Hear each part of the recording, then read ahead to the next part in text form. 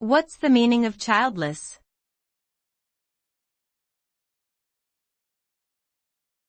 Childless.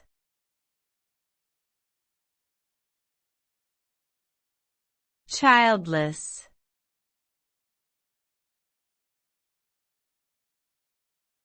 Childless.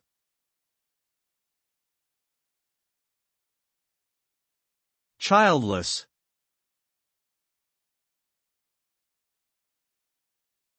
Childless refers to the state or condition of not having any children.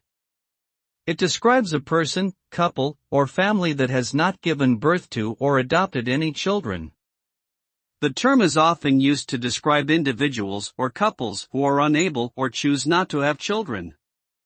Being childless can have both positive and negative implications, as it can allow for greater personal freedom and financial resources, but it may also lead to feelings of loneliness or regret.